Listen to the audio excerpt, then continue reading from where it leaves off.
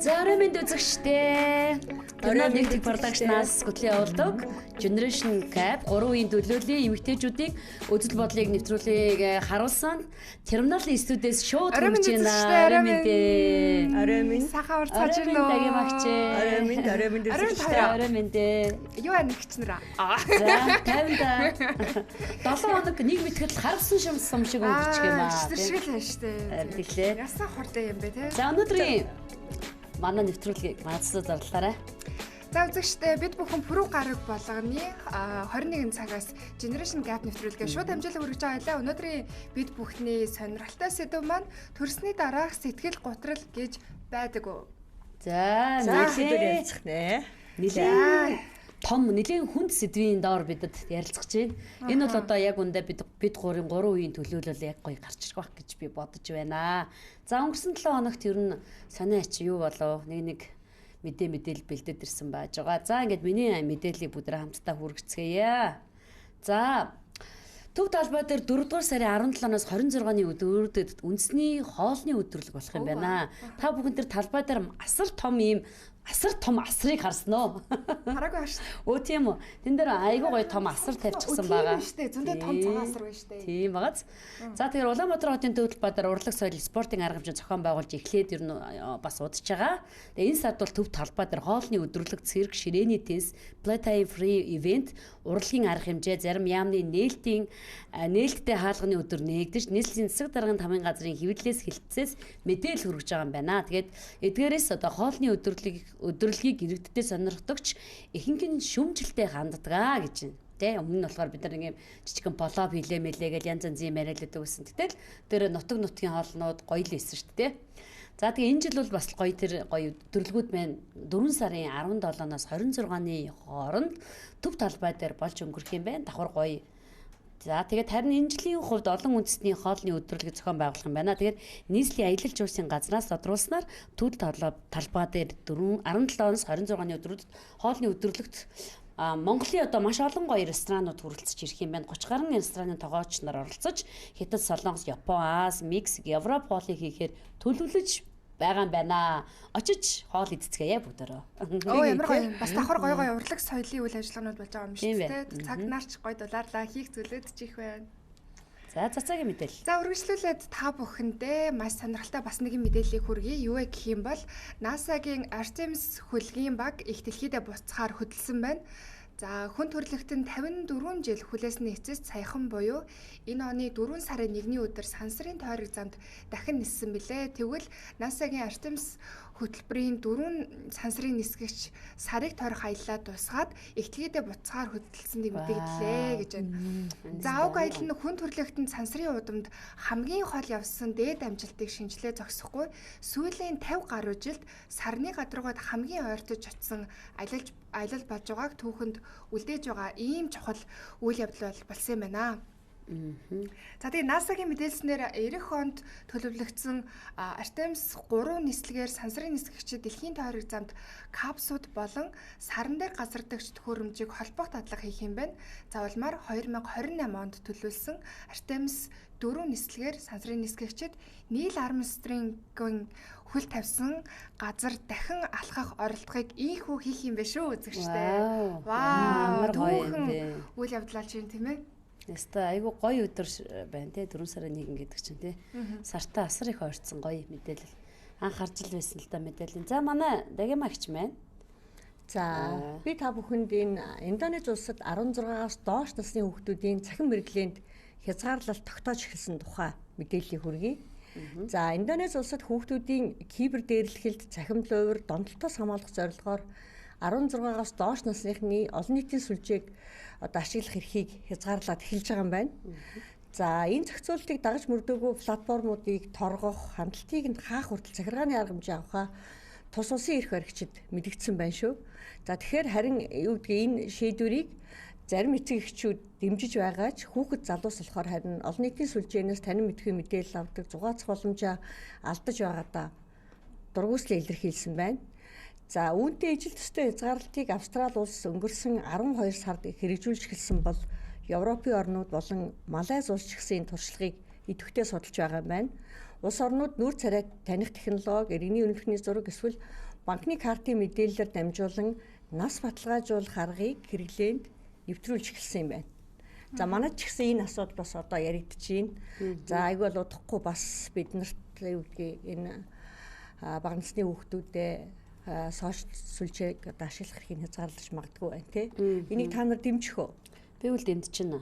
Ягаад гэвэл ер нь бол шаардлагагүй л гэж үзэж байна. Би бас тий. Тэгж бодож байна. За Оо ямар хэцүү юм ба байж байгаа л хоёр нэгдээд ах юм. Би бол хараа ямар ч юмыг ингэж хүчээр хаахаа бол эцсийн дүндээ орё гэвэл VPN-аас солиол түмэн бом аргагүй шүү дээ. Энийн оронд арай илүү гүн гүнзгий бодлого стратегтэй арга хэрэглээсэй л гэж үзэж байна. Өөр тийм арга байхгүй наа манай Монгол миний дөө. Хүн арга нь олно гэдэг шиг. Хэцүү нэг л уц үзэл янз янз сууж гарч стресстэй юм шүү дээ хүүхдүүд чинь тий. Яаж энийг болиулах вэ гэж хуучин цагт чинь бид нар уцгүй байгаа үедээ гадаа чи янз янзын дээс чулуугаар ингээл тоглоол явдаг гэсэн тэр үе ч бас ямар ч гоё байсан юм бэ. Одоо тэгэл яг хуу нэг бодлын бас нэг ингээд байгаа юм хэрэгтэй байгаад байгаа юм бас тий. Одоо мэдээлэл хүүхдүүд маань авах нь зөвөө гэл те. Тэгээд тэр чи одоо нэг эцэг эхчүүд нь хяндаг болчоод байна л да бас нэг талаараа утсан дээр нь одоо янз янзын юм руу оронгууд нь тэрийг нь YouTube руу хидж орж ин тийм сайт руу оронгууд нь тэрийг шууд хязгаарлаж хаадаг. Тэгээд нэг лимит тавьдаг болцсон л байлээ л те. Нэг үе явахад бас ярьцангуу бас нэг тиймийг хордог шаарддаг болчоод байгаа юм л да. Гэхдээ энэ судалгаа харах юм бол айхтар судалгаанууд байгаа шүү. Өдөрт хүн жишээлбэл 150-аас баггүй удаа уцаа шалгана гэдэг. За хүмүүсүүдийн нэг ой тогтоолт алтан загсчийн юу юм бэ шүү дээ. Алтан загсны үлэр шүү. 9 секундын юутай юм байна. Ой санамж. Тий. Тэгтэл хүн хэд болсон хэрнээ. Сүүлийн судалгаанууд бүр 6 секундын төвлөрч байна гэж байгаа байхгүй. Тэгээ одоо би ч нөгөө багш мэн шүү дээ. Тэгээд энэ нөгөө оюутнуудаа энэ төр харахаар ерөнхийдөө жоохон төвлөрлөх муу болсон. Тэгэхээр би бол энийг дэмжиж байна. За. Тэгэхээр нөгөө нэг ер нь одоо энэ утас чинь бидний яг нэг л эргэтэн шиг болчиход байгаа шүү дээ. За ёстой яг гоё хэлээ тий. Ийшээ ингээд харангуут нэг ингээд түр ингээ үлдээчингүү та юу лээ тэр чи хаана очив гэл ингээ сандраад уцаа хайгаад байдаг. За тэгээд бид манай нэвтрүүлэг маань терминалын студиэс шууд хүргэж байгаа учраас үзэгчид маань бидэнтэй хамт бас санал бодлоо илэрхийлээд өмнөх дугаардаар адилхан бас гоё санал бодлоо илэрхийлээ бид нар лөө бас комент илгээгээрэй гэж хүсэж байна. Монгол манай чаана байна. Монгол терминал шууд явагдаж байгаа шүү манайхаа. Тэгээд бид бүхэнтэй санал бодлоо бас хамтдаа хуваалцаад яваарай гэж хүсэж байна. За өнөөдрийн гол сэдв рүүгээ орцгоё. Засарлаа. За үзэгчдээ бид бүхэн өнөөдөр төрсний дараах сэтгэл готрол гэж байдгүй гэсэн халуун сэдвийн дор ярилцаж байгаа билээ. За тэгэхээр үргэлжлүүлээд яг энтэй холбогдлолтойгоор асуулт асууя гэж бодож байна. Энэ одоо зүйлийг та хоёр ер нь юу гэж боддөг юм? Тэгэхээр би дөрүлээ 70 оны төлөөл. Дангийн магчаас асууж байна. Ер нь төрсний дараах сэтгэл готрол гэдэг яг ямар ойлголт вэ? Тухайн үед танд ер нь та одоо төрснийхаа дараа хэд хүүхэдтэй байгаад сэтгэл готролд та ер нь орж исэн үү? Хэдэн настайдаа төрөлттэй хийсэн бэ гэгээл асууж байна. За би 2 хүүхэдтэй. За тэгвэл би энэ сэтгэл готрол гэж юмыг би мдээгүй өнгөрсөн саяхан ийм байдаг тухай сонссон шүү дээ. Тийм манай үеийнхэн ч ийм байгаагүй. Би манай найзууд ч ийм ярьж байгаагүй, манай дээш ээж аав ч ийм ярьж байгаагүй те. Сүүлийн үед л энэ асуудлыг яриад эхэллээ. Тэгээ би бол над одоо үнэхээр мэдлэх юм бол алга. Тэгээ би зүгээр яг хувьдаа юу гэж бодоод байдгийг гэхээр энэ ч айгу завтай улсуудын ажилч юм шиг надад зүгээр тэг санагдаад байгаа шүү дээ. Тэгээ энэ одоо юу юм баг зохиомл нэг юм одоо юу гэдэг юм бэ? Онш юм шиг тий. Үгүй би бол энийг сайн ойлгохгүй байгаа шиг үнэ хэлэхэд. Өөрийн бие дээр үзээчгүй. Отгойгч бол 4 төрсэн хүн шүү дээ. Тэгэхээр таны хувьд бол төрөлтөө ямар хөө байсан? Энэ зүйл тэ нүүр тулж үзв үү? Үзээгүй явж байна уу? Би ч ер нь бол одоо сэтгэл готрол гэдгийг л би одоо яг талтай янз бүрийн талтай л байна л да. Тэгэхээр эхлээд цацаагаас асуучаад дараа нь би яг хариулах гэдэг сони хэлэх гээд ах шиг байна. Тэр цацаа ер нь сэтгэл готрлыг тэгтээ манай цацрал маань төрөөгүүлтэй. Тэгтээ ер нь төрсэн ээжүүд ер нь сүүлийн сэтгэл готрол гэдэг ер нь одоо маш их автаад байгаа шүү дээ. Тэр нь ер нь найзуудаас ч сонсож байхад ер нь сэтгэл готрол ер нь өвчөөсөн үү? Ер нь сэтгэл готрлыг ер нь юу гэж ойлгож байна? Яг хоо энэ бол нөгөө нэг манай үед бол илүү түгээмэл байх шиг байна. Яа тэгэхээр энэ бол нөгөө амьдралын хэм маягийн өөрчлөлт, сонголтын олон байдлаас үүдэлтэйгээр хүний амьдралд нөгөө стресстэх ийм стандартыг хүсчээд байна л да. Сайн ээж байх хэвээр, сайн мундаг карьертай байх хэвээр, сайн юм байх хэвээр гэд олон юмраа анхаарал төвлөрүүлэх юм хэрэгцээ их байдаг болсон. Тэрнээс үүдэлтэйгээр ингээд стресс зөвхөн төрсний дараалт гэлтгүү энэ сэтгэл готрол гэдэг зүйлтэй би бол бүр биеэрээ туулж үзчихсэн. Тэгээд энэ бол ингээд ярихад бол одоо ярихад бол арцсангүй хөнгөн байна л да. Гэхдээ яг туулаад явхад бол үнэхээр бас их хэцүү зүйл. Тэгэхээр би энийг бол нөгөө нэг одоо л магадгүй их болсон байх. Гэхдээ энэнийхээ хэрээр бол ингээд хүмүүсээ ойлголттой болоод төрсний дараах байна уу, магадгүй ажлаас үүдэлтэй байна уу, эсвэл би физиолог магадгүй хүүхэд настай үүдэлтэй байна уу гэд өөрөө өөрийнхөө юмыг ойлгож болдог үе дээр ирсэн байх шиг байна. Манай үе бол жоохон тэргээр ялгаатай байна гэж бодож байна. За тэгэхээр манай үе болохоор зэрэг бас ингэж байна л да. Би ч одоо эхний хоёрыг болохоор зэрэг 2009 2012 онд төрсөн байхгүй юу. Тэгэнгүүтээ тэр үед чинь би төрөөд ерөөсөө 1 сартаад ч юм уу 3 сартаад ажилдаа орсон. Удаагүй ажилдаа орсон. Тэгээд шууд нөгөө нийгэмшээл шууд ингээд ажил төрөлтөд ороод хамт олон тундаа тоглолт моголтон дээрээ гараад тайз мэсэн дээрээ гараад надад ерөөсөө тэрийг анзаараагүй. Тэгээд тэр үедээ бас залуу байсан. Мэдрэг өнгөрцөн. Би тэр үед залууч байсан. Тэгээд тэр ямиг ерөөсөө анзаараагүй өнгөрцөн. Тэгэхээр би сүүлийн 18 20 он дээр би бол асар их сэтгэл готролд орсон. Бүр төрсний дарга сэтгэл готрол гэдэг бол миний амьдралд яг тэр 5 жил би гэртээ 2 дараалж ой гарны зөрөөтэй төрсөн. Тэгэл ер нь гарман даавар гэл бүх юм ер нь нөлөөлт юм билээ битүү. Тэгэл эренгүүд чи сэтгэл готрол чи юундаас нөлөөлдөг вэ гэхээр бусдаа өөрийгөө айцуулаад эхэлнэ. Би ингээл тарган байна. Би станаар урлаггүй юм байж би өөрөөсөө яас арчааг байна гээл ингээл те. Тэгэл ингээл би чи өмнө нь нөгөө мөнгө амар олдог байсан. Өөрөө ингээ мөнгийг олж амьдралыгаа зохицуулдаг байсан юм чинь. Одоо нөгөө нэг ингээд гэртээ суучгаад орлого авахгүй болно. Гэтэ манай нөхөр ажиллаа хийж байгаа гэсэн ч надад мөнгө төгрөг өгч л байгаа шүү дээ. Явч мөнгөгүй суугаад байна гэж байхгүй шүү дээ. Ер нь тэ хүний амьдралын шийдвэр ер нь бас мөнгөтэй асар холбоотой юм санагдсан төрөлтөд. Хэрвээ зүгээр эмэгтэйчүүдийн бас зүгээр дийлэнх хувь нь бас те ингэж бодогцсон. Төрөөд гэртээ суугаад мөнгөгүй болонгууд бас давхар стресстэй ч эхэлж байгаа. Гараад хүссэн юм аваад өмсчдэг, гараад хүссэн юм ингэж чадахгүй болонгууд ингэ тэрэндээ болж өөрөө хөдөлмөрөөр өөрөө асуудалгүй мөнгөө олцдог байгаангуудаа болжингууд тэгээ чадхаа байчингууд нөхрөөс авах гэхээр цаанаасаа эмэгтэйчүүдийн нэг юм бардам зан гарч ирээд шүү дээ. Чамтай чамгүй би болчихно. Би ч авчихна шүү дээ гэж мэгэл те. Тэр зан айгүй ингээд даваа. Наа чи Монгол эмэгтэй хүний зан Монгол шүү бараг. Тэгээ дайчин зан тий. Дайчин зан байгаа дээ. Тэнгүүд ингээд тийм байдлаасаа эхлээл ингээд тэгэл үеингүүд чи үеийнхийнх нь нөгөө одоо жишээ нь урлагийн гэж бодонгууд чинь миний үеийнх нь тайзан дээр гараад дэлгэцээр гараад хэлэнгүүд чинь ингээд яа би хэрвээ байсан бол турцсан байсан бол би ингэсэн бол өөрөө тайзан дээр тоглож байхгүй юу би ингэсэн бол энэ кинон дээр явж ах ч үлээ би энэ нэвтрүүлэгт орж ах ч үлээ гэл ингээл өөрөө өөргөө харьцуулаад бодоо сэтгэл готрол гэдэг бол одоо нэг одлын бас яг бусдтай өөрийгөө харьцуулж сэтгэл готролд айгүйх орсон юм санагдсан. Тэгээ дээрэс нь бас хоёр ойрхон төрчмүүд эмэгтэй хүний ч угаасаа гормон даврын асуудал чинь угаасаа асар өөрчлөлт. Түрүү би хэллээ шүү дээ. Энэ одоо зүгээр юм завтай хүний ажил юм биш үү энэ гээд. Тэгээ би одоо ингээд отгогийн түүхээс сонсохоор эхний одоо хоёр төрөлтөн дээр шууд ажилдаа орсон чинь тэрийг мэдрэг өгөөд шүү дээ тий. Гэтэл сүүлийн хоёр дээр нөгөө гэртээ суудсан 5 жил. Тэрнээс болоод ингээд гутарсан гэх тэгэхээр нэг юм бас завтай зайтай байгаад хахаараа нэг юу гэдгийг сэтгэл санаа нэг бустай харьцуулаад тайзан дээр гарч чадаагүй энэ гээд шүү дээ. Тэгээ 5 жил сууж байгаа юм чинь орлого байхгүй мэдээж ирэх. Тэгэхээр нэрээ нэг бас тэрнтэй холбоотой байна гэж байх уу? Би бол үгүй гэж бодож байна. Энэ бол нөгөө нэг postpartum depression гэдэг одоо академик хэлээр яриад байгаа байхгүй. Тэнгүүд маш сонирхолтой судалгаа гарч ирсэн. Өөрөөр хэлэх юм бол одоо нөгөө нэг шууд нийгмийн харилцаанд ороод завгүй болсон ч гэсэн энэ depression өөр хадгалагддаг юм байна. Айгуу сайн банкнд мөнгө хадгалуулна гэдэг шиг. Тэгэнгүүт яг хөө зарим эмэгтэйчүүдэд маш хацтайгаар дааврын нөлөөгөөр зүгээр үж болно. Гэтэл нөгөө нэг энэ дааврын тэнцвэргүй байх үед энэ postpartum depression чинь 5-аас 10 жилийн дараа сэтэрч гарч ирэх боломжтой юм л шүү. Тэгэхээр нийгэм рүү шууд ингээл орсон тухайд юм мэдрээгүй байж болно.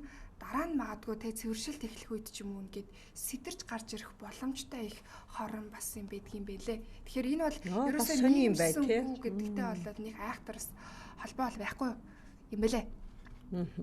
За гоё комментүүд өдөр хамтдаа уншицгаая. За Монгол дээдсийн комментиг терминалийн комментиг кинед зарж байгаарай.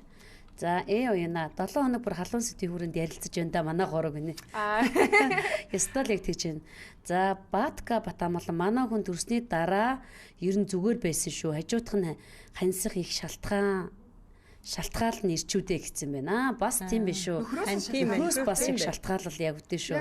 70 оны төлөөл байсан сэтгэл готрол гэж бараг мэдтгүү байлаа гинэ. Ер нь бол бараг тэр үед манай үеийнхэн тий одоо би готраагүй маа гэхэд манай үеийнхэн бас гутарсан л баймаар ш тий. Тэр үед бол тийм нэр том юм байхгүй. Гэхдээ бас нэг ер нь бас нэг иймэрхүү юм явагдаад байна. Ер нь бол сэтгэл готрол гэдэг юм бол ер нь нэр томьёо байгаад байна л да. Одоо байгаад байна шүү дээ. Тэр энэ сэтгэл готрол гэдэг юм байж л байгаа байхгүй. Байсан л таалагдаад байсан л байна. Тэнгүүт хөөх юм та эдэд мэн тийм нөгөө сэтгэл гутралыг тэрийг нөгөө соншлоо орж байгаагүй хүмүүс ч та нарыг сэтгэл гутрал гэж юм байдаг ч гэж ойлголт өгөхгүй байсан учраас та хэд тэрийг нэг тийм ойлгоогүй даваалт болсон юм шиг байгаа. Хэрвээ та нарын үед сэтгэл гутрал гэдэг юм гараад ирсэн байсан бол магадгүй нэг хямарч би сэтгэл гутралд орсон байна гэдэг ч юм уу тийм байх байсан байж магадгүй тийм үү тийм. Одоо үед ч нөгөө соншл айгүй хөгжөд байгаа учраас сэтгэл гутралын тухай ярингууд би ингээл одоо эн чинь бүр сэтгэл гутралын хүнд төвшингүүд бүр айгүйх байна гинэ. Судалгаагаар үзэхэд чи ингээд бараг амиа орлого төрсний дараах бол одоо тий амиа орлого ч юм уу. Энэ бол тэгэл одоо яг ярилцвал маш одоо том сэдвээс гадна хүнд сэдвэлтэй. Тэгэд энэ гайхалтай сэдв бид бүхэндийг хүлээж өгөн үзэгчтэй бид бүхэн багахан хормын сурчлагын дараа шууд эфиртээ эргэн уулзах болно. Та бүхэн манд комент хэлгээгээрэй. Тэгэл яхав.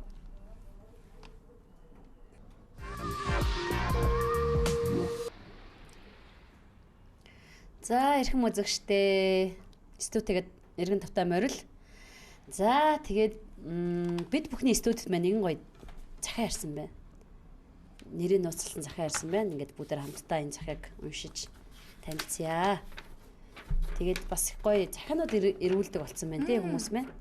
За тэгээд энэ захиа бүгдээр тэгэхээр нэлээд олон бас захианууд өдөр болгон манад студи руу бас захиа айгүй хүмүүс илгээдэг болсон байлаа. Баярлалаа. Тэгээд одоо энэ удаагийн захиа та бүхэндээ уншиж өгье. Сайн байна уу? Би ээж болсныхаа дараа өөрийн туулсан сэтгэл зүйн байдлыг бусад ээжүүдтэйгээ хуваалцахыг хүссэн юм аа. Уншаад өгөөрэй баярлалаа. Би төрсөн дараа сэтгэл гутралд орж байснаа тухайн үедээ нэг сайн ойлгоогүй. Тухайн үед надад нэг юм сонирн бодлууд орж ирдэг байлаа. Би бүдүүрчглээ, царай муутай болчихлоо. Намаа хүмүүс ямар арчаагүй юм бэ гэж бодож байгаа болов гэдэл сошиалос хүмүүсийг харж атаархаад л бүх хүмүүс ажилтай байгаад би л арчаагүй болохоор цаг үеэсээ хоцорсон мэдрэмж байнга авдаг байсан. Энэ бодлууд нь эцэстээ намайг бүх зүйлд санаа зовтгоо байнгын айдастай гэрээсээ гарах дургу нийгмийн амьдралд оролцох дургу хүн болгож хуургасан. Хүүхдийн гэдэс дүүрэх, шаарлалт гэх мэт яраа хүүхдэд тохиолддог ээж бүхнийг туулаад даваад л гардаг зүйлийг хүн дээр хүлээж авч би л арчаагүй юм байна гэсэн бодол гүн бодолд орсон. Нөхөр минь намайг ганцаараа ажиллаж гэр бүлээ авч явах гэж хичээж байхад нь би хүүхдийн ээж хүний хань би чинь бас үүргээ сайн биелүүлэх ёстой гэж бодоод гэр орноо үргэлж цэвэрхэн байлгах нөхрөө эрэхт нь халуун хоолтой бүх зүйлийг нь төгс хийх гэж өөрийгөө хит ядраадаг байсан. Би л чадахгүй байгаа юм байна гэж үргэлж өөрийгөө буруутгаж шаналдаг байсан. Түүнийхээ дагаад бүр муудах чимшиг сонин бодлууд их орж ирнэ. Би бүх зүйлийг бараанаар хардаг тэр үед би хинээс ч тусалтай хүсэж байгаагүй юм билээ. Гэхдээ одоо эргээд бодоод байхад би өөртөө хитрхи хатуу ханддаг байжээ. Нөхөр минь ойлгох байсан. Хамтдаа ярилцаж ачаагаа хуваалцаж болох л байсан. Харин би дотроо өөрийгөө зовоож тиймээс би бусад ээжүүдтэй хэлмээр байгаа. Бид бүх зүйлд төгс байх алавгүй. Бид амрах хэрэгтэй. Бид өөрийгөө хайрлах хэрэгтэй. Хүүхдээ өсгөж байна гэдэг өөрөө маш том үнд хөдөлмөр юм.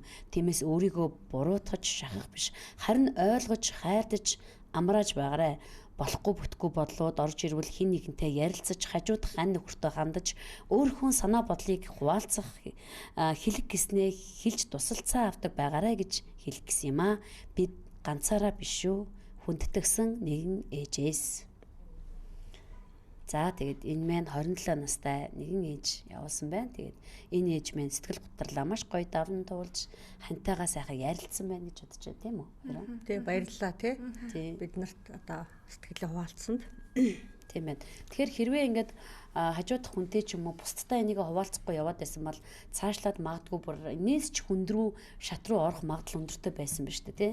Тэгэхээр бас ингээд бодол сэтгэлээ хуваалцаж бусдтай ярилцаж захаа бичиж дотор байгаа бүх юмаа гаргана гэдэг чинь энэ бол энэ ээж бол айгүй мундаг даван туулсан байна. Тэгэхээр бүх ээжүүд маань төрдөг бүхэл юмыг даван туулдаг учраас чи чадсан байна. Чамд амжилт хүсье мундаг ээж шүү байна гэж хэлмээр байна. Одоо чинь ингээд залуусаа та намайг ингээд экстраверт те ингээд хүмүүстэй юм яриад хин юу гэж ингээд нэг юмд баригдахгүй тайван өөрөөрөө байдаг хүн гэж бодох байх л та. Гэтэ одоо би бол сэтгэл готролд орж байхдаа би ч өөрийгөө тэгж боддог хэрнээ үнэхээр тэр юмыг хуалцаж чаддгүй юм л. Яг цагаад тэр үед хүсэж байхгүй. Ярьлаач ойлгоход нь тэр хүнд юу гэж бодогдох илүү дутуу юм бодох сэтэл чадал тэнхэж байхгүй. Тэгэхээр нэг би чинь цаваа хүндээ би чинь ингээл готролд орохгүй дээ гэж бодож ирсэн ч гэсэн орчдөг болохоор ингээд яа сайн нэг сонсоод ингээд бас юу ял ш та. Би харзаж илаа ш. Харин тэгэхээр ер нь өгдөөр хүмүүсийн сэтгэлийг хамтдаа одоо уншицгаая бас хүмүүс маань скриншотоор хамтдаа харцгаая. Манайхан бас скриншотоор бэлдсэн байгаа. Хамтдаа харцгаая. Сэтгэлийн уншия. За уншаарай цацрлаа. За өглөөний мэндэ. Би энэ одоо 2 сартай маматай юм аа. Хүүхэдтэй ээжүүд миний постыг сайн ойлгох байхаа. Бусад хүмүүс ойлгодог байгаасаа гэсэндээ үүнийг бичиж сунаа. Хүмүүс өдөр шөнөгүй сайхан унтаж байна уу? Хийх юмгүй гэртээ гой байгаа бидтэй. Нэг их завтай хүн гэсэн хандлага их ирэх юм аа. Гэхдээ үгүй штэ яг үнэндээ ээж болохоор үсээ боож нүрээ арчлагч зав гарахгүй юм. Цайгаа аягандаа хийж хөргөөд юм хумгүй амныхаа цанга гаргана ийм байдалтай 2 сар болж гин. Тэгээд ааштай арзгаар авгай хүчээр болж андаа. Яг энэ хэцүү үед ах トゥ хамт олон хань ижил нь ойлгож туслахгүй бол ганцаардаа сэтгэл готролд ээжүүд нь минь нэрвдээд байна уу да гэсэн байна. Дөнгөж 2 сартай юм ба штэ тий? Тийм байна. Энд дээр юу гэж бодож байна? Манай дагмагч 2 сартай тий? Тэгээд эн чи одоо хүмүүс чи яасан завтаа гэртээ суугаад гоё байгаа юм биш үү, завтаа байгаа юм биш үү гэл ингээл те хүмүүсээс ийм сэтгэл ирэхээр эн чин юу хүүхдээ хараад завтаа байх. Өстө нэр нэл хүүхдээ байхад чинь баг биц чамждгүй шүү дээ. 50-аад баг ингээл 0 руу баг тэрээ баг ордог тийм үе байдаг шүү дээ. Цайгаа 50-аад баг эргээд ардалныг бид хоол хүрсэн хамаг юм идэж чадаагүй. Дагимагч нэрээ юу яадаг гэсэн аа. Ямар хүүхдээ төрүүлээд төрнө. Тий, багыгаа жишээлбэл одоо 2 сартай байхад нь ажилд орсон. Тэгээ яг манай нэг хүүхдүүд, манай 2 хүүхдэр нэг тийм уйлж дуулдгүй асуудал багтай байсан болохоор надад нэг тийм нэг хэцүү санагдаагүй шүү дээ. Тий, харин ч үгүй. Тэр ихний 2 сар дээр би жишээлбэл их сайхан санагдсан надаа. Нэг гой завтай аюух ажил хийдэг байсан болохоор ингээд сургууль төгсөөл ажилд орсон. Тэгээд надад тэр их таалагдсан. Амралт юм шиг байна. Надад их таалагдсан. Тэгээд өглөө босоод сайхан хоол ижижээл гоё солонгос кино үзээл. Тэгээд тэр хүүхд чинь нөгөө нэг ихний 1-2 сартай дээр ялангуяа ихний сартай дээр шиг сайхан унтчихийдэг шүү дээ, тий. Надад уул нь их сайхан байсан. Би тийм мэдгүй нэг одоо юмтай тулаагүй болохоор надад зүгээр юм гоё л мэдрэмжил үлдсэн. Тэр тий сайхан одоо миний 2 хүүхд нь ялах байх. Томьёогоо би сургууль төгссөн бас одоо амьдрал бас хэцүү л байх тий оюутны байранд одоо хүүхдээ гаргасан тэгэл тэнд ч ихсэн сайхан байсан. Мэдхгүй одоо нэг юм намайг хүмүүс янз янзаар хэлж ирсэн юм. Би тэгтээ хүмүүсийн үгийг их хүлээж авдаггүй л тий. Тэгээд тий хөнгө хүлээж авдаг болохоор нэг тийм ургуулж боддггүй тий. Тэгээ хэлснийг дандаа л ер нь би л эргээр авдаг тийм хүн байлээ. Тэгэхээр одоо нэг юм байгаагүй. Энэ бол бас манай үеийн онцлог баг л та. Ер нь тийм. Одоо манай үеийнхэн болж явах имзэг шүү дээ. Имзэг эдний үе бүр имзэг тий. Цагийн үеийнхэн бол харин ямар баг тоохохгүй гэж магадгүй юу? Өө нөө. Имзэг тий, имзэг. Бүр илүү юмроо анхаардаг гэж магадгүй. Одоо чинь ингээл нэг хүн юм хэлэнгүүт төрсөн ингээл найзуудтай байцтайгаа ярилцсан бол одоо хүүхэд нь бас ингээл өвдөж хавдан тий ханиад шухна хөр нэмлэгээр явна. Даяж сэтгэл санаад байгаа л мөмний сүү байхгүй нэгэл угжаар угжиж ийн гэхэд л нэгэл жоохон үг хэлээл хадан мадмад юм болцсон юм шиг байна л да. Тэгэхэд шууд сүмд нөлөөлж байгаа байхгүй. Энэ чинь шууд нөгөө даавраар ингээд удирдаад явдаг учраас энэ чинь нөгөө ээж хүүхдийн холбоонд нөлөөлж л байна л да. За дараагийн комментиг хамтдаа харцгаая. За дагигч хараадах тий. Энд дандаа ээжүүд байдаг байх гэд асууж байна шүү. Битгий зэмлээрээ. Найз бид хоёр ойрхон төрсөн юм л да. Саяхан хүүхдийг нь угшных юм уу гэд асуусан чинь намайг блоклоод харьцгаа болчихлоо. Миний буруу юу? Энэ нөгөө төрсний дараах сэтгэл готрол нь уу? Надад бол хүмүүс янз бүрийн юм хэлж байдаг. Би хөнгөн хүлээж аваад өөртөө нааж үлддэггүй. Би төрсний дараах сэтгэл готролд эдэрт өртөөгөө байх боломжтой юу? Гэсэн байна. Энийг юу гэж бодож байна юм бэ? Тий. энэ чи баг би биш үү ч шиг. Би түрүү хэлсэнтэй хөнхөө хүлээж авдаг.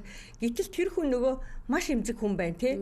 Ганцхан үгний төлөө бүр блоклоод одоо блоклно гэдэг чинь харьцахгүй байна. Тэр чинь одоо энэ хүнд бол айгүй шокны юм багхгүй юу? Тий. Үнэхээр эмзэг байна. Яг уу ээжүүдийн нэг ийм одоо бариад байдаг байхгүй ингээл хүүхдийг тэдэн сар хүртэл 6 сар хүртэл тэгээд дээрэс нь 1 нас хүртэл ингээл хөхүүлгээл тийгүүд чинь зарим нь 6 сар хүртэл хангалттай хөхлээд хангалттай. Тэрнээс хойш энд гарч байгаа уург шимбэл нэг шим бишээ гэд тэгдэг. Тэнгүүт нөгөөдөл нь зарим ээжүүд чинь нөгөө сүв бахтаа байгаад байдаг. Одоо чинь гэд би бол 4 төрсөн. Миний бол эхний 2 бол аюу сайн байж байгаад сүүлийн 2 дээр бол ингээл 2 3 сараас нь би автоматар өвчөнд оруулсан. Энэ бол угаасаа өвчөнд оруулахаас өөр сонголтгүй.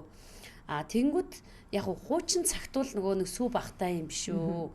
Өө энэ ч одоо яасан сүү бахтай юм бэ гэж мингүүтэл тэр мэрэнд гомдож уйлдаг байсан л баг л та. Одоо бодоод байхад яг нөгөө за та яа. Над бол юм ойлгомж тий өвчний юм уу шилсний төлөө блоклцсон байна шүү дээ тий. Тэгээд өвчний юм уу гэж мэдээ тэр хүн юу хажих гээд байгаа. Тэрийг сонсож яг яах гээд байгаа ер нь. Хөөхөнийхээ хүүхдээ өөрийнхөө гараар өсгөөд эрүүл амьдарч лээ нүз найз юм бол тэгээд тэрийг ижилхэн төрсөн бол тэрийг ойлгох хэрэгтэй шүү дээ. Одоо ямар хэцүү бэ? Үг болгоно бодох хэрэгтэй гэж хэцүү биш үү гэдэг үгээ одоо жоохон болох хэрэгтэй шүү дээ. Юм болгоныг л ингээл өө яасан сүртэй байж болно шүү дээ. Гол нь миний хэрэг рүү битгий хушуугаад үрээд байгаа ч л гэж хэлэх гээд. Сүргүү юмнуудаа өөрийнхөө амьдрал дээр ашиглаж байж болно. Гэтэ надтай холбоотой юм юм уу те тэр хуу хүнтэй холбоотой юм руу битгий хушууд өрөөч өвчнийх байна уу сүүнийх нь байна уу те одоо юу байна өстой падли байхгүй штэ. Хэцүү юм байна тий. Эдний үеийнхэнтэй харьцахад аягүй хэцүү байгаа хэвээр ингээд аягүй бүх зүйлээ ингээд маш тооцоолж бодож яа манай үеийн ээж нар байвнаар баг комент чи. За энэ би ч хичээдэг тий эднийх. Би ч одоо яг юм дунд нь байгаа юм л би ч сэтгэл готрлыг мэдсэн бас мтээгүй тий. За хинэ хэлж үлээ. За комент унши би явж. За би одоо өөрийгөө яагаад байна гэж ойлгох уу? Төрөөд 20 гаруй хонж байна. 2 настай хүүхэдтэй нөхөр мэн ядгаараа л туслаж хоол цайг мэн хийж гэрээ цэвэрлэж хүүхдээ сайн хараад хүнсээ цуглуулж ер нь бол их сайн байгаа гэсэн ч би нөхрөөсөө хайгаал аашлаад байх юм. Өөрөө тэрийг мэдэж байгаа бас нөхрөө их өрөвднөө тэгсэн ч нэг л мэдгээд уурлаад гайцсан байж байх юм. Юунаас болов гэд эргээд бодох үед онц шалтгаан ч алга гинэ.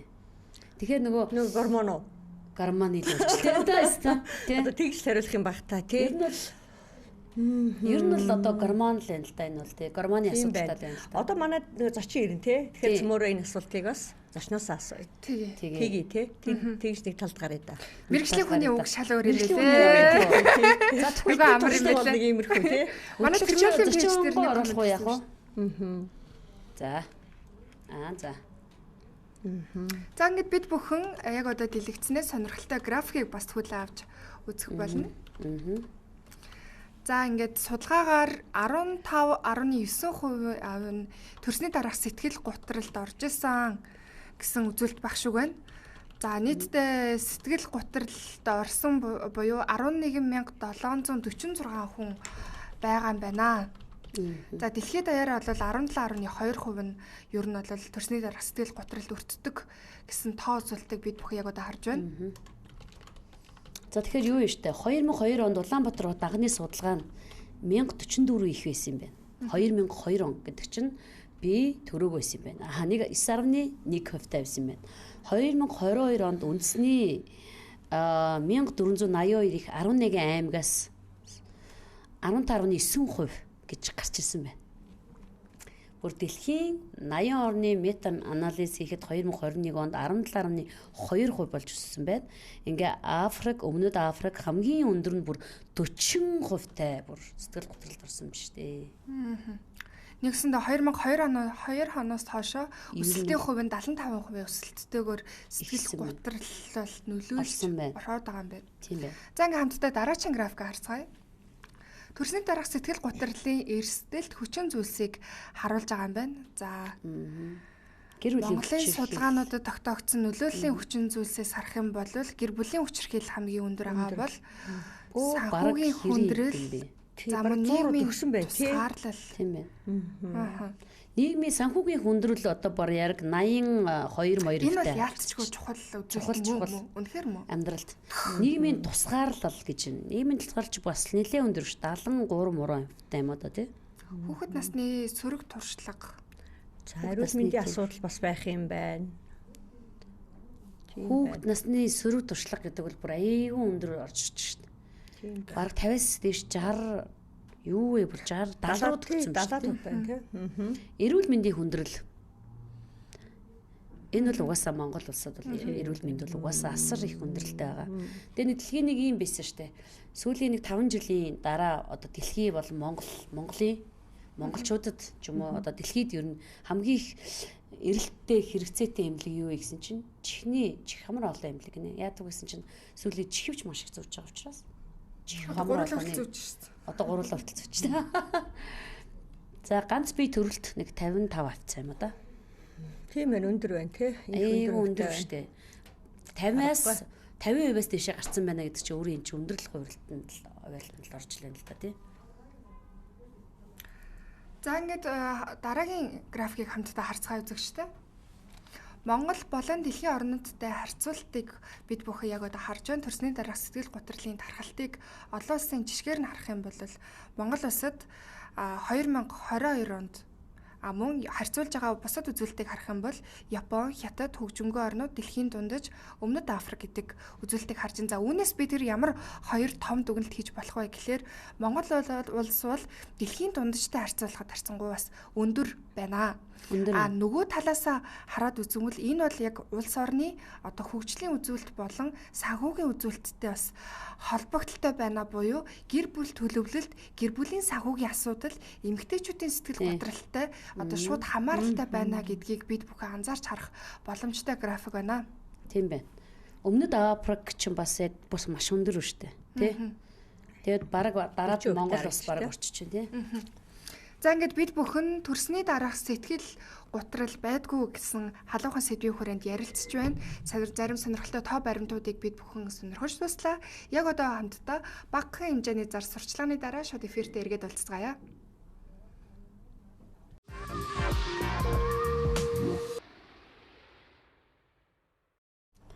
За эрхэм үзэгчдээ нэвтрүүлэгтээ эргэн тавтай морил бид бүхэн яг терминалын эсвүүдээс шууд дамжуулж явж байгаа учраас та бүхэн маань бид бүхэнтэй ярилцж байгаа энэ сэдвийн доор бас комент илгээгээрэй гэж хүсэж байна. Ингээд зочин хөтлөгчөд танилцуулъя магч. За өнөөдрийн бидний сэдв төрсний дараах сэтгэл готрол гэж байдгүй гэдэг энэ сэдвүүдээр ярилцж байгаа. Тэгээд бид энэ сэдвээр одоо бид студидтэй мэрэгжлийн зочныг урьсан байгаа. За сэтгэл зүйч урангуй таныг урьж байна студидтэй. За сайн байна уу? Сайн байна уу? Тавтай морил. Чимээнт. За та өөртөө тогтаагаар суугаад чихвчээ зүгээд микрофоноо өөртөө ойртуулчаарай. За микрофоноо татчих шууд ингээл татчих урлаа. За орой. Сайн явж ирсэн үү? Сайн явж ирлээ. Гадаа ямар байна? Дулаахан байна уу? Өнөөдөр сайхан дулаахан гоё. Салхигүй намаахан гоё өдөр байна. Төвчрэлтэй байсан учраас яасан? Алхаад ирв. Төвжрэлтээс учраас сайхан намаахан өдөр сайхан алхаад ирлээ. За бидэд ер нь манайчин Generation Cap-д 3 үеийн төлөвлөлт нэвтрүүлэг маань 7 хоног болгоныг пүрэв гарагийн 21 цагаас шууд дамжуулж байгаа. Одоо ингээд бид хүн бид дөрвөлээ шууд Монгол эзэн эфирээр шууд дамжуулаад хүргэж байгаа. За тэгээд манай 70 оны төлөвлөл манай Аги Магч менеж. За манай 80 оны төлөвлөл Отгоо миний биеж. За ингээд манай 90 оны төлөвлөл манай цэцэрлэмээр зурцсан ирсэн байгаа шүү. За ингээд энэ гурван хөтлөгчтэй өнөөдрийн сэдвэн дор хэдүүлээ танаас бас асуух юм их байна. Их юм байна. За тэгээд өнөөдөр бол бид нар бүхний сэдв бол төрсний дараах сэтгэл готрал гэж байдгүй. Ер нь байх ёстой юм уу? Ер нь байлгаад байгаа юм уу? Байх ёсгүй ч юм уу атларсан. Өмнө байсан юм байгаагүй байж юм гинт нааша татаж асууж ирээд байлгсан юм уу? Энэ сэдвэн дээр бидэд ярилцж байгаа. За тэгээд та өөргөө танилцуулах бай. За тэгээ намайг Чулууны урангуй гэдэг сэтгэл зүйч мэрэгчлээ. Тэгээ Хаг мам сэтгэл зүйн төвд сэтгэл зүйчээр ажилладаг. Тэгээ Хаг мам сэтгэл зүй зөвхөн их хүүхэд эрүүл мэндийн төлөө ээжүүдэд мөн хүүхдүүдэд залуу хосуудад мөн ахмад наснуудад бас сэтгэл зүйн зөвлөгөө өгдөг байхаа.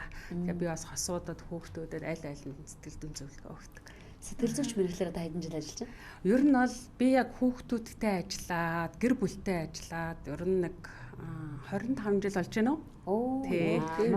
Бидний ч нэг бага багт чинь нэг годамжны хүүхдүүдээ чинь нэг байсан шүү дээ. Тараншааны хүүхдүүд гэлээ. Тэр үеийн хүүхдүүдтэй ажилдаг байлаа. Гэрт нь очиж ээж автаа нь уулздаг байлаа, ярилцдаг байлаа. Тэгээд дараа нь хүүхдийн засан хүмүүжүүлэх хорих анги гэж байсан тий. Зайсандээс одоо нүгэд өөр газар болсон. Тэнд бас хүүхдүүдэд зөвлөгөө өгж хамтарч ажилдаг байлаа.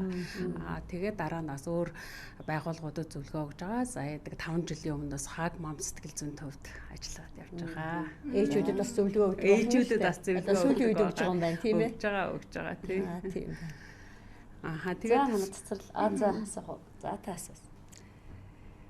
За би өөрөөсөө л эхлэе дээ. Тий. Би одоо түрүүн бид нар ярилцлаа. Тэгээд миний үед бол тийм сэтгэл готрол энэ гэж мэддэггүй байсан. Тэгээд би мэдэхгүй манай найзууч мэдээгүй сүүлийн үед энэ тухай сонсоод тэгээд түрүүний отгогийн хэлдгээр энд байгаагүй юм байлгаад байгаа мó гэдэг юм баг асуумаар болж байгаа байхгүй юу? Тий. Тэгэхээр манай үеийнхэн юу гэдгийг төсвөртэй байсан юм уу? Эсвэл асуудлаа нуугаа явж идэг байсан юм уу? Мэддгүй байсан юм уу? Яасан юм бол? Ер нь ингээд зарим үед хүмүүс тэгдээ өө сүүлийн үедээс энэ хүүхдүүд маяглаад амар эмзэг болцсон байна, сэтгэл готрол гээд өвдлөө гээл те би яста энэ нэг дааж чадахгүй байна гэд амар эмзэгхэн болцсон байна гэж зарим хүмүүс хэлдэг.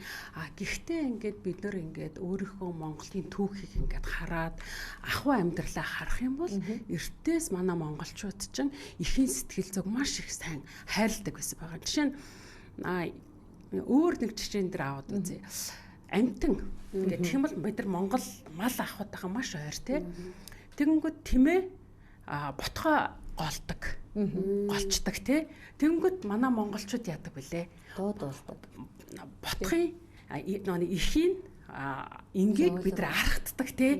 Дуу хураар аргадаад ахуулцдаг тий. Тэгвэл биднийг баг байхад чинь одоо юун дээр хичээл дээр амтэн сэтгэл зүгөө гэл янз бүр заадаг байсан болзолт рефлекстэй гэдэг. Ер нь бол үгүй амтэн ч гэсэн сэтгэл зүйтэй. Амтны сэтгэл зүг монголчууд мэддэг байсан. Монголчууд амтны сэтгэл зүг мэддэг байсан бол эхийн сэтгэл зүг бас мэдлгүй яах втэ тий мэдэн шүү дээ. Тэгэж таарна тий. Тийм учраас монголчууд эрт дээр үед төрсөн ихийг маш их хамгаалдаг байсан. Төрснөөс хойш хэсэг хугацаанд за нэг 45 билүү 20 хоног билүү гадны хүмүүс оруулдаггүй. Хүйтэн мах бариулдаггүй.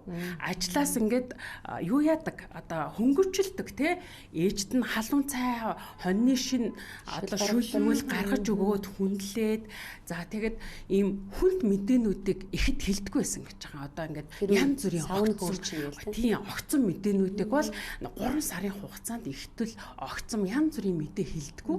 Эхийн сэтгэлийг тайван байлгах тал дээр монголчууд маш сайн тэндээр анхаардаг байсан. Тэгээд бид нар нэг уламжлаа ингээд харах юм бол бидний ахуйд угаасаа байсан.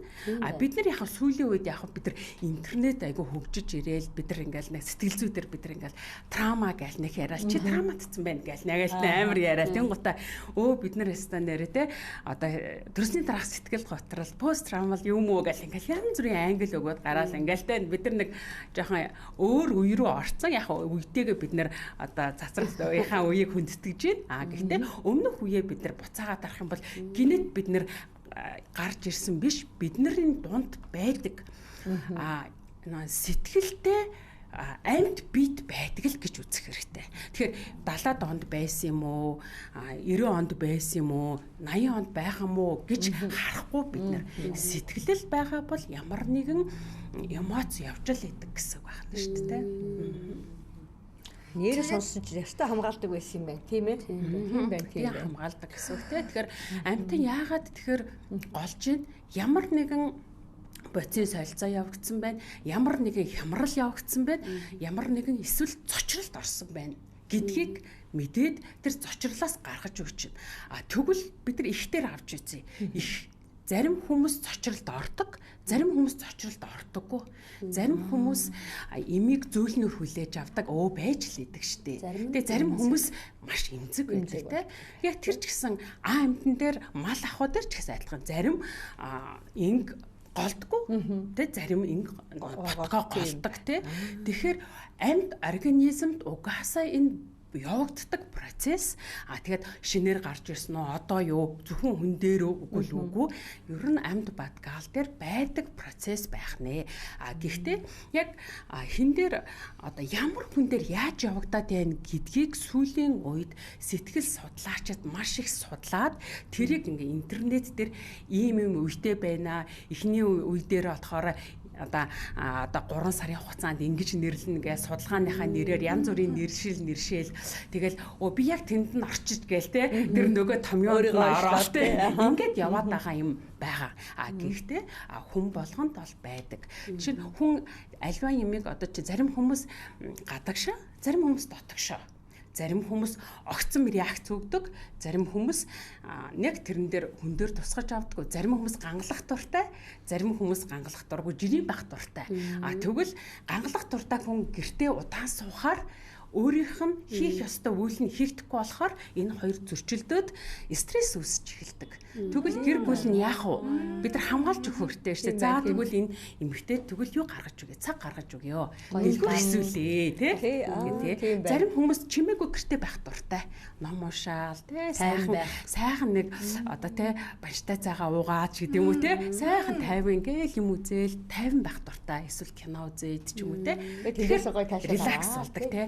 Тэгэхээр хүүхдэн тийм чимээгүй тэгэл 50. Зарим хүн бол ганцаараа байх бол би өстө ганцаард чинь. Йоо би гэртээ ганцаараа би ажил дээр байх хэвээр би амар ажилсаг те. Би ер нь олонний дунд байгаа. Олонний дунд явж иж би өөрийгөө мэдэрдэг хүн.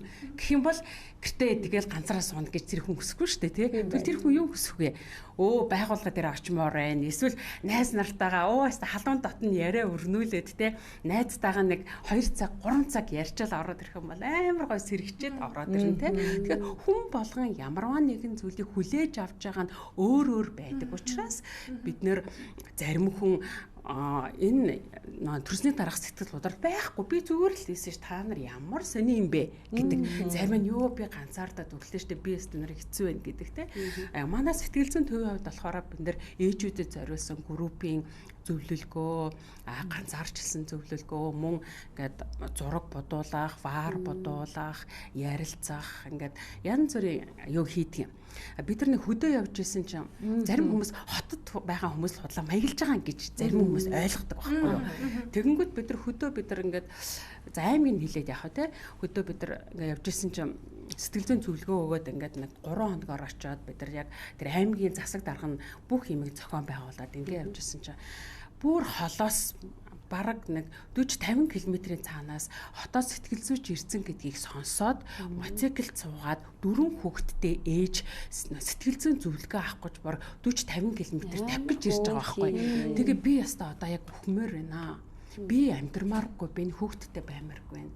Би зүгээр л бүх юмыг орхиод явмаар байна. Би ерөөс энийг тисэж чадахгүй нэ гэж байгаа. Тэгэнгүүт чинь тэр хүн чинь ингээд альва юмыг хүлээж авах чадамж нь төсвөр нь тулцсан байх нь тий. Тэгэхээр тэр хүн дээр бид нар ямар зөвлөгөө өгдөг гэхээр хамгийн эхлээд сэтгэл зүйч бол нөгөө хүнийг оншилдог. Юу хүсэж байна? Ямар юм дээр ингээд тий конфликт юм уу эсвэл юм зөрчил үүсээд байна гэдгийг гаргаж ирээд тэгээд өөртөө нь ярилцсан гэр бүлийн хүн байх юм бол нөхрийг нь авчирна. Гэхдээ сүүлийн үед бас нэг ганц бие ээжүүд бас байгаа. Ганц бие ээжүүд байх юм бол бид нар бас яаж тусалж болох яагаад гэвэл маш их ачааг нуруунд дээр өөрж явж байдаг манай ганц бие ээжүүд. Тийм учраас тэднэрт ч гэсэн янз бүрийн асуудал тохиолдно. Өөрөө ганцаараа шийдвэрлэх гэхээр барахгүй зүйлсүүд бас байна шүү дээ. Тэд нар болгон дээр бид нар бас зөвлөгөө өгöd явдаг байна.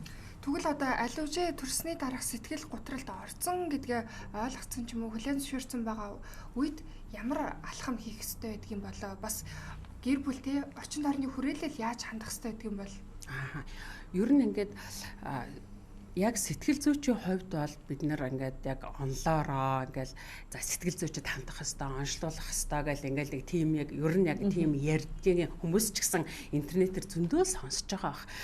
Гэхдээ яг сүүлийн үед яг сэтгэл зүг юутэйг хослуулж ийн гэхлээр бясалгалт буюу өөрийнхөө дотоод руу орох тэр аргачлалыг зааж өгöd байгаа. Заавал гэл нэг зарим үед хүн заавал үнэхээр экстрим одоо би гэрээ шатаах дээрээ тулцсан эсвэл ингээд янз бүрийн эрсдэл гарах дээрээ тулцсан бол заавал сэтгэл зүйч дээр ирнэ.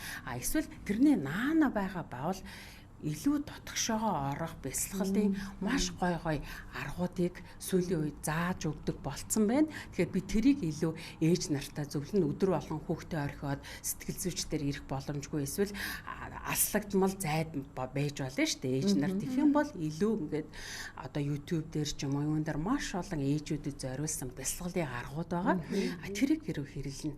Яагаад тэр маш чухал вэ гэхээр ээж тайван байх юм бол тэрийг хэрэглэхээр ээж ер нь тайвширна. Ээж тайван байх юм бол хүүхэд тайван байдаг. Ээжийн ийм нэг энэ оршихуу нэг гарын алд оршихуун бэж идэг. Тэгээд хүүхдийн хажууд бид нар бүгдээрээ ээжүүд те хүүхдийн хажууд ингээд унтуулж агаал бид нар ингээд нэг зогтох гэж оролддог шүү дээ. Тэгээд бас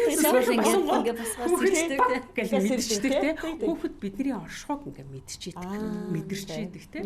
Тийм учраас бид нар ууртай байх юм бол бидний оршихуй нөгөө хүүхдэд мэдрэгдлэр нөгөө хүүхэд нэг тайван биш болно, байн гуйлна, гидсэн хүүхэд ингээ хямархаар гидсэн өвддөг байхгүй. Гидсэн өвдөн те ингээл нэг хоол нь болохгүй байх гэд эхэлдэг. Тэгэхээр бид нар ээж рүү илүү төвлөрөөд ээж тайван байл хүүхэд өөрөө оршихуйгаараа ингээд те мэдрээд бас тайван байдаг. Түүнийхээ дагаад бас гэр бүл аав нь бас тайван байх боломжтой. Тэгэд бас биднэр дээр хурж иж зөвлөгөө авч байгаа гэр бүлүүдэд бас нэг аав тэгчээсэ. Төрсний дараах сэтгэл готрал зөвхөн ээжэд байх уу гэд. Надад бас байна уу гэсэн. Тийштэй тэгэлгүй яхаа аргагүй шүү дээ. Яа тэгвэл тэр амьдралыг туулаагүй цоошин юм руу орчиж байгаа байхгүй. Аав ч гэсэн те аав тогломоор байна. Аав бас найзтайгаа явмаар байна. Гарах гэхээр заавал зөвшөөрөл авч гарна. Тэгэл тултал явж болохгүй заавал харина гэл те хэлнэ гэл те. Ингээл яа тэгвэл нэг дасан зогссон цаг хугацаанд өөрчлөгдөөд ирэхээр бас ингээд өмнөх амьдрал руу буцаж чадахгүй шинэ ирж байгаа амьдрал руу бас тасаж чадахгүй танаа бас энэ юу ч яг гоё терминал гэж байна тийм. Тэгээ би сая яг нааш ирж байхдаа бодсон терминал гэдэг. Нэрээ яг ингээд хүн зарим үед хүн яг өмнөх одоо хуучин амьдралгаа буцаж чадахгүй яг терминалд орсон тийм. За шинэ амьдралтайгаа дасан цогцож чадахгүй яг энэ нэг гацаанд орсон үеийг бид нэр бас магадгүй нэг тийм сэтгэл готролыг үе гэж бас хэлж болох юм уу да гэж зүгээр сая нэг бодлоо. Тэгээд яг ийм гацаанд орсон байгаа бол хүнээс тулсамж гуйчих хэрэгтэй, ярилцах хэрэгтэй, өөрийнхөө дотгошоохоо өнгийгээд би найзуутай байх ёстой мó, дэлгүүр хэсээд тайвшрах дуртай мó, эсвэл юм мэдээ тайвшрах дуртай мó, нөхөртөөгөө ярилцах дуртай мó гэдгээ олчих юм бол болно. Тэгэхгүйгээр ингээд те ямар нэгэн хүний зөвлөгөөг би тэгэл зүгээр алсан чи тэг гэхээр нөгөө хүнд зөгцдөггүй яг тийм шүү дээ өөр шүү дээ тийм яг хүн болгоор би ч надад нөгөө 2012 онд нэг төрөхтөө тэр сэтгэл гутралынхаа ерөөсөө мэдээгүй төрсэн байхгүй юу. Тэнгүүс чи 18 20 он төрөнгүүд сэтгэл гутралд айгу орсон байхгүй юу. Тэгээ бодонгууд бас давхар надад юу бодогдсон бэ гэж таны ярианаас ч бас үзлээ. Сошиал ертөнц гэдэг маань өөрөө бас айгу нөлөөлт юм байна хүнд. Одоо жишээ нь 9 он 12 онд бол тийм сошиал дээр сэтгэл гутрал төрсний дараа сэтгэл гутрал гэдэг үл юм байдаг. Эмэгтэй хүн чи ганцаардж байна гэдэг би энэ лугаа яриад тэг ингээл яадаг. Тэнгүүд чи хүний ч сүүчин станаар татарсан юм уу? Чи одоо хүртэл хөхүүлдэг юм уу? Хөхүүлдэг зүгээр өвчдөг юм уу гэхэл тэрэн дээр ингээд сэтгэлээр унаал түрүү найзаагаа блоклцсан гэдэг бид нар түрүү юмыг үзлээ л дээ. Тэгээ бодонгууд яг сошиал ертөнц өөрөө бас айгүй хүчтэй нөлөөлөл өгöd ах шиг байна тийм үү? Яг тийм бас хэтэрхий хүмүүсийг яг үнэ тэгэнгүүт нэг хүн ингээд ямарваа нэгэн мэдээлэл авахдаа уучлаарай. Эхлээд хамгийн түрүүнд инстинкт нь би гэж боддtiin байх. Өөртөө шууд авдаг. Би яах вэ гэдэг. Жишээ нь нэг найз нь би гадагшаа явлаа гингүүд дотроо сайн яваарай гэсэн бодол орж ирдэггүй эхлээд би ганцхан нэг штэ би үлдчихэж штэ гэд шууд өөр дээрээ тусгаж авдаг байхгүй би яах вэ гэд тэр чинь нөгөө би явах юмсан ямар гоё юм бэ гэж яг үнэ тэгж боддог байхгүй би үлдчихлээ гэж би үлдчихлээ штэ энэ явчлаа сайн гоё юм сураарай гэж бодно л да. Гэтэ хамгийн ихний бодолтой би үлдчихлээ би яах вэ гэл ингэж эхэлдэг. Яг түүнтэй айлхан яг чиний хэлж байгаа шиг сошиал харангууд би дурах юмсан би гоё байх юмсан гэж шууд өөр дээрээ тусгаад авчдаг байхгүй. Тийм учраас айл болох бид нар яг ээжүүдэд сошиал арай багасгавал сайн. Яагаад гэвэл инстинкт дээр нэг харьцуулж үзээд эсвэл өөр дээрээ шууд тусгаж авах эрсдэл яагаад гэвэл төрсөн дараа чинь бид нар гормоны өөрчлөлт ороод эмоц нэг хурдан савладаг үе дээр байгаа учраас өөрийг бага савлуулахгүй байх нөхцлүүдийг өөртөө бүрдүүлвэл аюул сайн тийм. Тэгвэл мангар сайн төлөвлөж байгаа л те сошиалаас хүртэл зай аваад ингээ 2 жил яг хүүхдтэйгээ гоё аз жаргалтай мөч өнгөрүүлэх нь шүү дээ. Яг гоо манай залуучууд бол гаргалааг маш хурдан. Бид түрүү нөгөө нэг юу уншаад коммент уншаад тэгээ нөгөө мэрэгчлийн хүнээс асууя гэд хэлсэн те. Тэгээ би тэрийг асуумаар санагдлаа нөгөө өн тудлаа хэлж болохгүй те. Түрүү нэг юм коммент ирсэн байна биднэрт. Төрөөд 20 унсан. Тэгтээ 2 настай хүүхэдтэй. Тэгээ нөхөр нь бол хангалттай уулна ингээ халамжлаад байгаа боловч нэг юм тэг өөрийгөө яагаад байгаагаа мэдэхгүй байгаа юм аюу аашрах болцсон байгаа. Энэ одоо юу юм бэ гэд тий. Тэгээ та тавчхан хариулаад өгөө. Одоо биднээс нөгөө цаг маань 3 минутын дараа хэвчээ дуусах учраас тэгэнгүүт хүн өөрийнхөө учрыг олохыг мэдхээ байцдаг. Ямар нэг юм тавгүй болоод байгааг мэдээд байгаа байхгүй. Тэгэнгүүт нэг шалтгаанаа өөрөө олж чаддаггүй ээжүүд. За тэгэнгүүт уг шалтгаан ухамсаргүйн төвшөнд байгаад байдаг. Ухамсаргүйн төвшөнд юу болоод байна гэхээр тэр хүндлэгдэхийг хүсэж ээж болно. Эсвэл сонсогдохыг хүсэж ээж болно. Эсвэл физикал хүрэлцэж тэрвэрлэхийг хүсэж ээж болно. Ухамсаргүй зүйл ямар нэгэн юм өөрийнх нь хийх ёстой, авах ёстой зүйл нь авагдахгүй байгаа гэсэн үг. Тэрийг бид нар олж тогтооход тэрийг ингээ авчих юм бол гялс тайвширчдаг. За яг би үүнийг нөр бодит нэг амархан энгийн жишээн дээр хэлэх юм бол бид нар амар өлсчихлээ. Уцаартаа ингээл тэнгүүд жоохон юм мэдчихлээ. Гоё тайвширчлаа. Яг түүнтэй адилхан цаад ухамсаргүй төч нэг л юм болохгүй байгаад байна. Гэхдээ өөрөө мэдэхгүй байна. Тэрийг олж онцлоод бид нар өөрийгөө тайвшруулдаг. Нөгөө нэг эмэгтэйчүүдийн баяр болонгууд 3 сарын 8 болонгууд технэрийнхээ утсыг үзэнгүүд нэг скриншот хийсэн байдаг гэсэн шүү дээ. Тийм аавна гэдэг. Тэндээс нь харж байгаа заа тэрийг аваад өгчөд болох юм байна гэдэг. Өөр юм дотор аавна гэж бодоод скриншот хийсэн байдаг гэсэн шүү дээ. Яг тэрнтэй адилхан дотоод мэдрэмж тэр хүнийг хэрвээ ойлгохгүй бол хамтдаа байгаа нөхөр нь хүртэл ойлгуулж тийм ээ. За энэ мэ нэг юм утсын үзэнгүүтлийн эмэгтэй хүнд яг юу үзээд байна, юунд стресстэй байна, яагаад байна, зурагт харахаараа юуг уурлаад байна. Тэгэд би зурагтаа унтраад хоёлыг кино үзэж гэдэг ч юм уу. Гэх мэтчлэн ер нь өөрийгөө олох нь маш чухал юм байна. Тэгээд өнөөдөр асар гоё ёо хэрэгтэй мэдээлэл манай яг тантай яриад л баймар санагдаад байлаа. Дааш нэвтрүүлгийн маань хугацаастаа бага байлаа. Тэгээд маш их баярлалаа. Тэгээд хүрэлцэн ирж бидний урилгыг хүрэлцэн ирж авсанд баярлалаа. Ингээд эх 7 хоногийн пүрэв гарагийн 21 цагт бүгд хамтдаа уулзцгаая. Ингээд зочинтойгоо бүгд хамт нэвтрүүлдэг. За тийм өөрөө хэлээд нэвтрүүлгээд дуусгая. Тэрнал нэгтэг таныг хөтлөн. Баярлалаа.